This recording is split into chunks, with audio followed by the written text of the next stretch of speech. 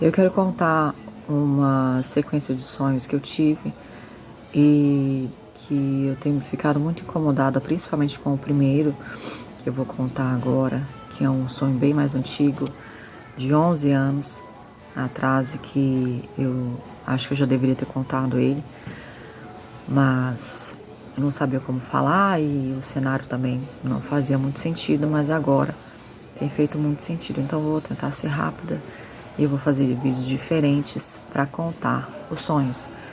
Esse sonho eu tive há 11 anos. Era um cenário de guerra, era no Brasil, estava num prédio, numa região toda abandonada, tudo quebrado, tudo destruído, lama, não tinha energia elétrica.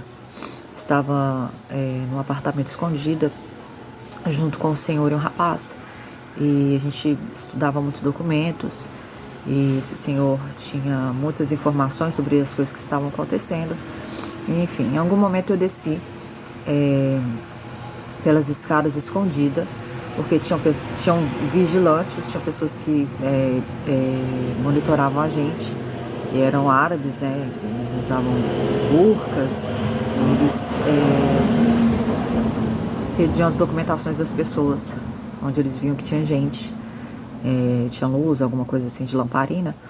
Eles iam nos apartamentos para pedir identificação, e bem muito armados, né? E aí eu desci escondida e fui na garagem desse prédio. Quando eu cheguei na garagem, eu não sei o que eu ia pegar, tava cheio de entulho lá. Entrou pelo portão da garagem, todo quebrado, né? Entrou pelo portão da garagem uma mulher. Lembro que era um cabelo cacheado, ruivo. E ela era estrangeira. E ela tava desesperada, com a roupa rasgada, assim, toda poída. E ela carregava um bebezinho, uma menina. E ela estava muito desesperada, não sei se ela ia deixar a criança ali, e acabou me encontrando. E ela me deu o bebê e, chorando, desesperada, me entregou aquele bebê e me entregou 2 bolsas de bebê mesmo, né? Que a gente carrega coisa de criança. E aí ela saiu chorando, deixou o bebê comigo e foi lá pro lado, pro outro, e saiu correndo. Ela tinha fugido de algum lugar, eu acho. Ela era estrangeira, não sei se era russa, o que era. Enfim. Me entregou aquele bebê e eu olhei pro bebê, e o bebê era a coisa mais linda do mundo, mas era um bebê diferente, não era um bebê humano, não era um bebê normal. Ele olhava pra mim com o olho lindo assim e conversava comigo pelo olhar. E no sonho eu sabia que tipo de ser era aquele.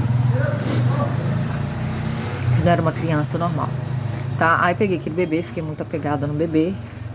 Na época, quando eu tive esse sonho, hoje vou fazer 36, eu tinha 25, então eu tenho 11 anos.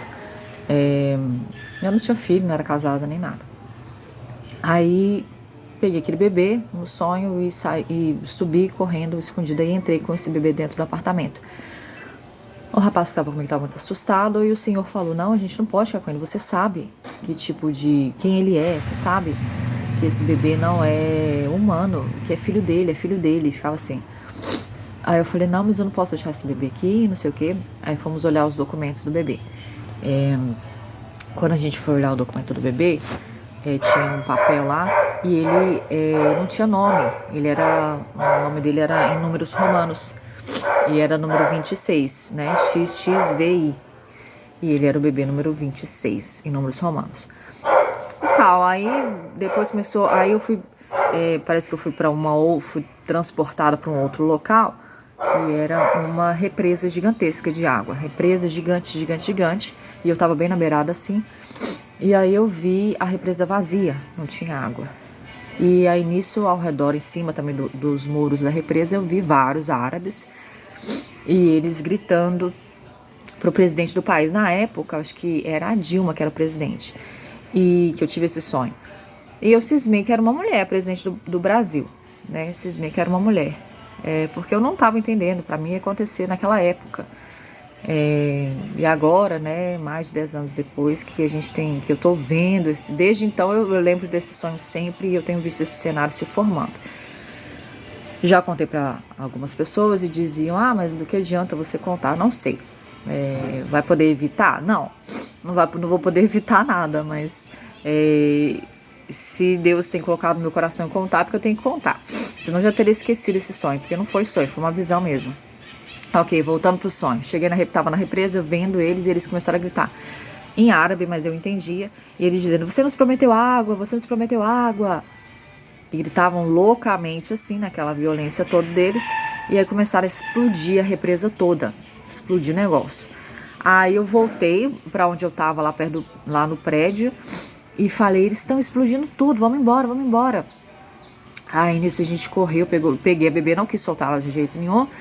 Peguei aquela bebê e a gente montou numa moto, nós todos numa moto toda quebrada, tinha só um guidão assim, e tudo destruído assim, e lama, né, no chão.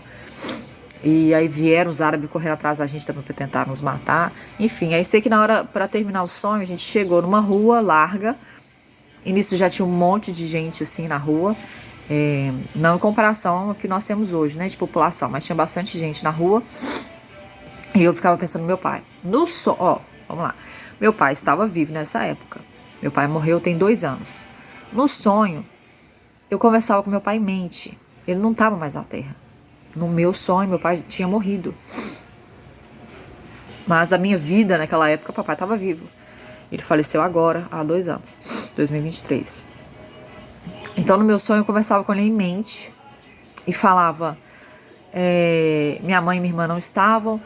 e eu falava com ele, pai, eu não fui no arrebatamento, ou seja, aquelas pessoas ali não tinham subido no arrebatamento e sim tinha tido o arrebatamento.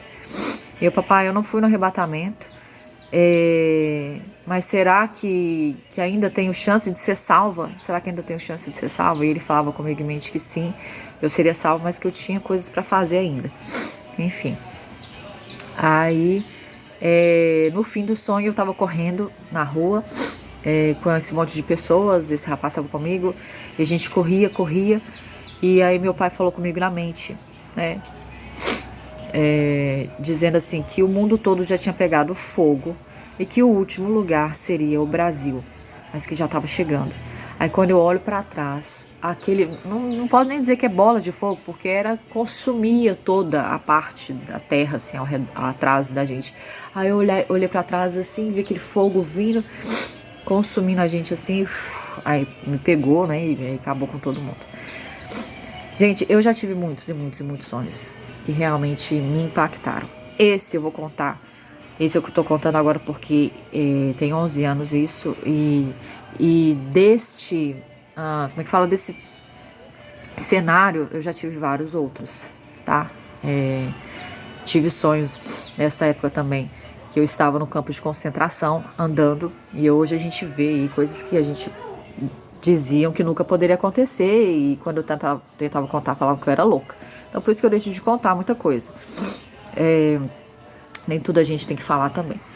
Mas era um campo de concentração no Brasil, e aí eu tava andando sempre sem luz, não tem energia elétrica nesses sonhos, não tem energia elétrica, tá tudo com lamparina, com lanterna, não tinha energia elétrica. Esse também eu tive há 11 anos. E foi bem rápido, eu andava numa rua, de um lado tinha cerca de arame com pessoas, dentro de outro lado cerca de arame com pessoas, não sei se estava separado homens e mulheres de um lado pro outro. Eu ouvi uma mulher gritando o nome do filho, não sei se era Pedro. Ela gritava. Eu sabia que era uma criança que ela estava procurando. E gritava. Aí eu fui andando, continuei andando, seguindo essa rua escura. Na hora que eu chego na frente, estava uma guarita de soldados. E eram soldados americanos. Americanos fazendo campo de concentração aqui no Brasil, tá? E isso eu tive há 11 anos. Naquela época, jamais imaginaria que poderia qualquer coisa desse tipo acontecer. Mas agora a gente está vendo o cenário se formar. Então eu queria contar esse sonho, é um pouco mais longo, e depois eu vou ver se eu gravo agora mesmo alguns outros, tá? E aí eu vou subindo aqui no canal. Deus abençoe vocês, orem, né? Porque às vezes é para uma pessoa isso, às vezes é para ninguém, às vezes é só para mim, ou às vezes é para alertar, né? Todos nós que estamos assim, vendo muita notícia, a gente tem que ouvir sim o que as pessoas falam, tem que ouvir também o que Deus, principalmente o que Deus fala, na verdade, principalmente o que Deus fala. E ele tem falado muito através de sonhos, ele avisou que falaria através de sonhos e visões, né, para as pessoas.